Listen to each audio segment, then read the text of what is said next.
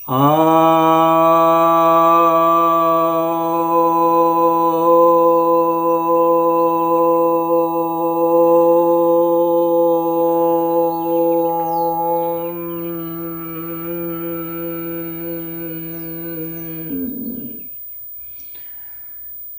भक्तजनों को सप्रेम नमन। भक्तों, आज आपकी जिज्ञासा का समाधान लेकर के आया हूँ। वेदांत घरे जी की जिज्ञासा है कि स्त्री आकर्षण से कैसे बचें। मेरा स्टडी में फोकस नहीं होता है। स्टडी में फोकस नहीं होता है, इसलिए स्त्री का आकर्षण होता है। आप ऐसा सोचिए, जब स्टडी में आकर्षण आपको नहीं लग रहा है तभी आप आकर्षण कहीं बाहर खोज रहे हैं। ज्ञान की धारा, ज्ञान का जो पोल है वो तो इधर है, और स्त्री के आकर्षण का जो पोल है वो सबसे नीचे है। दोनों अपोजिट पोल में है।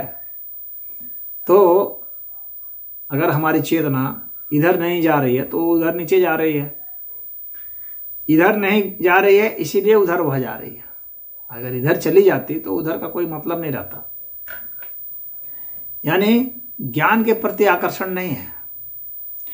आप अध्ययन कर रहे हैं तो आपका उद्देश्य अध्ययन नहीं है।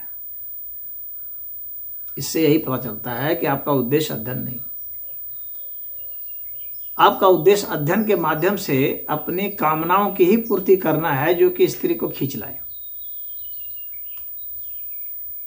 यानी मूलतः आप स्त्री के लिए ही कार्य कर रहे हैं।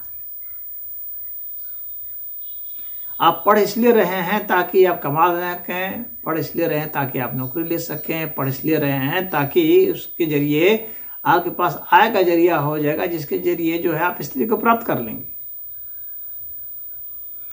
यानी लक्ष्य आपका स्त्री है। तो आकर्षण जाहिर सी बात है स्त्री की ओर ही है, इसीलिए स्त्री की ओर आकर्षण है, क्योंकि स्त्री की प्रेरणा से ही आप पढ़ रहे हैं। अगर कामना नहीं हो तो आप नहीं पढ़ते। पढ़ने की कामना से अगर कोई पढ़ेगा तो स्त्री के प्रति आकर्षण नहीं रहेगा। ज्ञान की कामना से यदि किसी का अध्ययन है तो स्त्री के प्रति आकर्षण नहीं रहेगा। लेकिन वो पढ़ ही रहा है इसीलिए ताकि वह एक जरिया बन जाए। यानी यहाँ पर ज्ञान जो है वह माध्यम है। यहाँ ज्ञान जो है वह लक्ष्य नहीं है, वह ध्येय नहीं है। और जब वह ध्येय नहीं है तो जाहिर सी बात है आकर्षण ही नहीं है। ध्येय तो स्त्री ही है। और यह जो पढ़ाई है यह ज्ञान नहीं है, ये जानकारी है, सूचना है, जिसके जरिए वो अर्थ का उपार्जन कर सकेगा।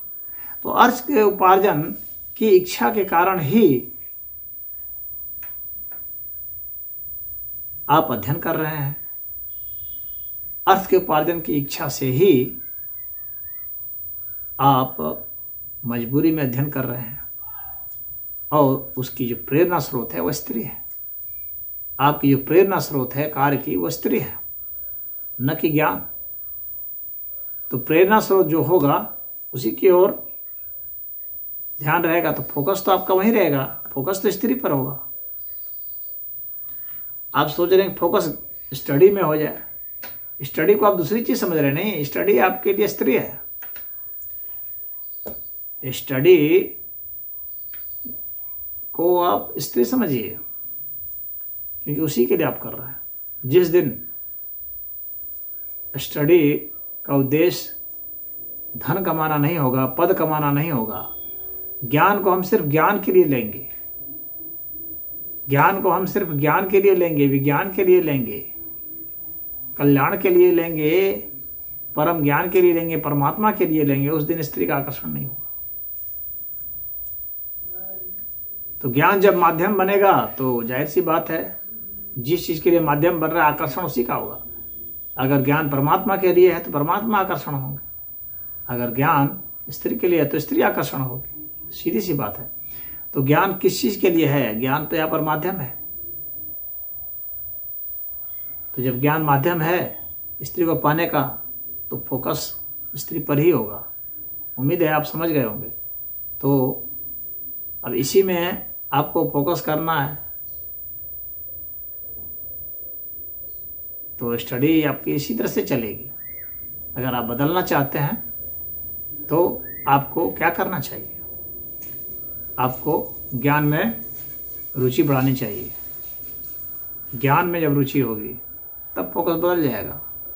अब समझने के लिए, ज्ञान की गहराई में उतरने के लिए, एक एक शब्द की, एक एक वर्ण की